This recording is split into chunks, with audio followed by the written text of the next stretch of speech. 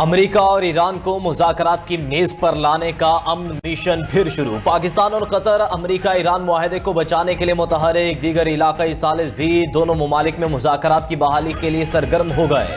امریکی news web site ایکزیوس کا کہنا ہے کہ پاکستان، قطر، ترکی، مصر اور سعودی حکام نے واشنگٹن اور تہران کے ساتھ متعدد اہم ٹیلی فونک رابطے کیے۔ سالک ممالک کی پہلی ترجیح کشیدگی کا خاتمہ ہے، پھر تکنیکی ٹیموں کے درمیان مذاکرات کی تاریخ طے کرنا ہے۔ دوسری طرف امریکی حکام نے تصدیق کی ہے کہ ٹرمپ انتظامیہ تنازع کے حل کے لیے پرعزم ہے اور تکنیکی سطح پر بات چیت جاری ہے۔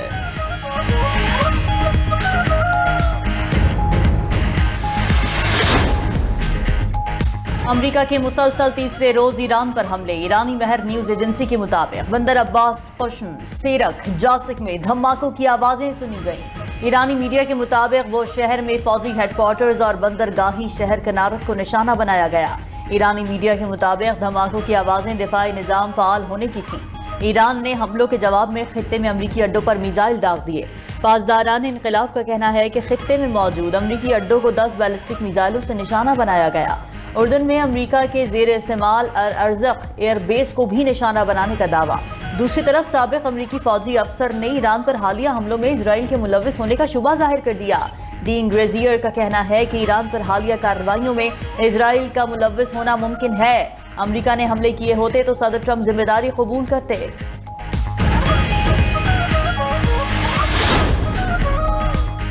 وزیراعظم سے سیکرٹری جنرل اقوام متحدہ کے امیدواروں کی ملاقاتیں۔ مسٹر میکی سال اور ریبیکا کرسپن وزیراعظم ہاؤس میں شہباز شریف سے ملے۔ شہباز شریف کا عالمی امور میں اقوام متحدہ کے مرکزی کردار کے لیے پاکستان کی مضبوط اور غیر متزلزل حمایت کا اظہار۔ کہا کہ کثیر الجہتی تعاون کے لیے پاکستان کا عزم غیر متزلزل ہے۔ امید ہے اقوام متحدہ کی نئی قیادت عالمی امن و سلامتی کو یقینی بنائے گی۔ ادھر وزیراعظم سے گلگت بلتستان اسمبلی کے نون لیگی ارکان کی ملاقات۔ وزیراعظم نے کہا کہ گلگت بلتستان نے ہمیشہ پاکستان سے قومی یکجہتی کا عملی ثبوت دیا ہے۔ ہمارا مقصد عوام کی خدمت اور ان کی زندگی میں آسانیاں پیدا کرنا ہے۔ گلگت بلتستان کی تعمیر و ترقی وفاقی حکومت کے اولین ترجیحات میں شامل ہے۔ بنیادی ڈھانچے، توانائی، تعلیم، صحت پر خصوصی توجہ دی جا رہی ہے۔ گلگت بلتستان کے عوام کی فلاح و بہبود کے لیے ہم مل کر کام کریں گے۔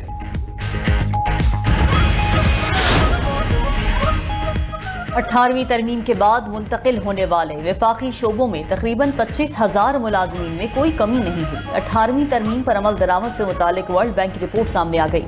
رپورٹ کے مطابق غیر منتقل شدہ وفاقی شعبوں میں 2009 سے 2024 تک ملازمین کی تعداد میں 85% اضافہ ریکارڈ۔ غیر منتقل شدہ شعبوں میں 1,91,004 نئے وفاقی ملازمین شامل ہوئے۔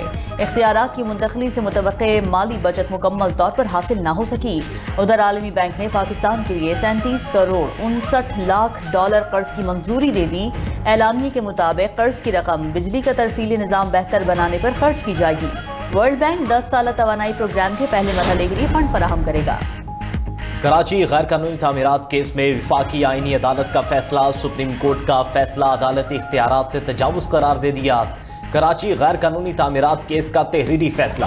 کراچی میں زمینوں کے کنورژن پر عائد پابندی پر مبنی سپریم کورٹ کا حکم واپس۔ وفاقی آئینی عدالت نے سپریم کورٹ کا غیر قانونی تعمیرات مسمار کرنے کا جاری حکم بھی واپس لے لیا۔ وفاقی آئینی عدالت نے فیصلے میں لکھا کہ بلڈنگ قوانین صوبائی حکومت کے دائرہ اختیار میں آتے ہیں، نہ کہ عدالتوں کے۔ سپریم کورٹ نے ایک بلڈنگ کا کیس پورے کراچی تک پھیلا دیا۔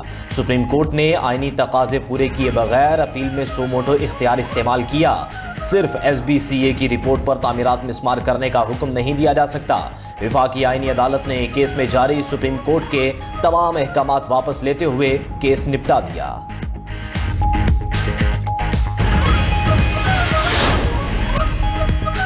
سندھ اور وفاق کا مانسون بارشوں، سیلاب اور موسمیاتی خطرات سے نمٹنے کے لیے تعاون بڑھانے پر اتفاق۔ NDMA نے جدید next generation early warning system اور پریڈکٹیو ڈیزاسٹر انٹیلیجنس نظام متعارف کرا دیا۔ وزیر اعلیٰ سندھ ہاؤس میں مانسون بارشوں اور سیلاب کے خطرات سے نمٹنے کی تیاریوں سے متعلق اعلیٰ سطح اجلاس۔ وزیر موسمیاتی تبدیلی مصدق ملک اور چیئرمین NDMA لیفٹیننٹ جنرل انعام حیدر ملک کی شرکت۔ NDMA نے جدید پریڈکٹیو ڈیزاسٹر انٹیلیجنس سسٹم اور next generation early warning system پر بریفنگ دی۔ بتایا گیا کہ جدید وارننگ نظام کے ذریعے بروقت پیش گوئی، خطرات کی نشاندہی اور مؤثر فیصلے ممکن ہوں گے۔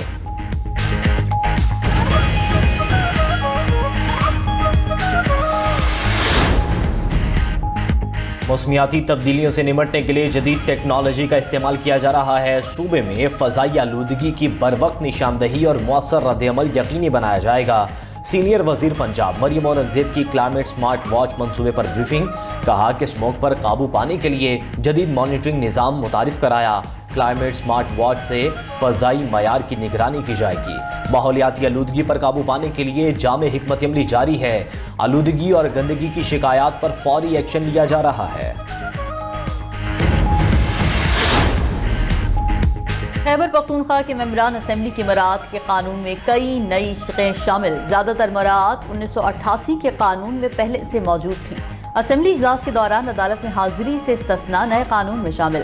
MPA को हल्के में अफसरान का इजलास बुलाने का इख्तियार नए कानून में शामिल। MPA की गिरफ्तारी से कबल स्पीकर की इजाज़त लाजमी करार दी गई। नए कानून में ममनुआ बोर लाइसेंस की तादाद 4 से बढ़ाकर 8 कर दी गई।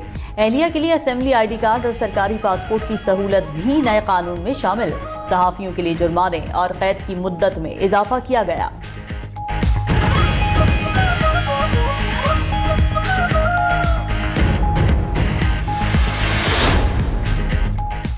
वज़ीर-ए-आला बलूचिस्तान के धरना कमेटी से कामयाब मुज़ाकरात। धरने पर बैठे अफराद ने सरफराज बुगटी की दरख्वास्त पर धरना ख़त्म कर दिया। वज़ीर-ए-आला बलूचिस्तान ने कहा कि वज़ीर-ए-आज़म और फील्ड मार्शल की मौजूदगी में अहम फैसले हुए हैं। शुहदा के वर्सा को माली इमदाद और नौकरियां देंगे। मुल्क और सूबे के खिलाफ जारी साजिश को नाकाम बनाना हम सब की जिम्मेदारी है। मेरे दरवाजे अपनी आवाम के लिए खुले हैं। जो वादे किए बतौर वज़ीर-ए-आला उन्हें पूरा करूँगा।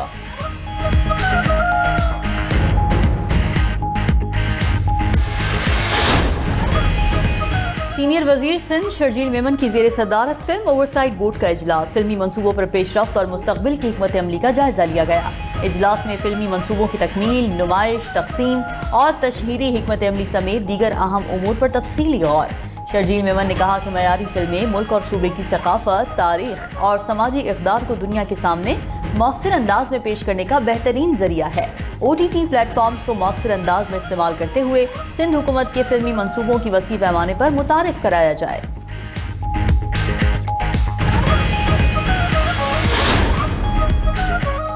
वज़ीर-ए-आला खैबर पख्तूनख्वा सुहेल आफरीदी ने खैबर पख्तूनख्वा ओपन वाईफाई मंसूबे का बाज़ाब्ता इफ्तिताह कर दिया। इब्तदाई मरहले में पेशावर में सरकारी अस्पतालों और पब्लिक ट्रांसपोर्ट मकामात पर मुफ्त वाईफाई फराहम किया जाएगा।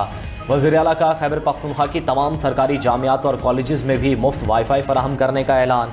कहा कि ओपन वाईफाई मंसूबे को एबटाबाद, मर्दान सवात को हाट बनू और DI खान समेत तमाम डिविजनल हेडक्वार्टर्स तक तोसी दी जाएगी। खैबर पख्तूनख्वा 70 से 80% डिजिटल गवर्नेंस की जानिब पेशरफ्त कर चुका है।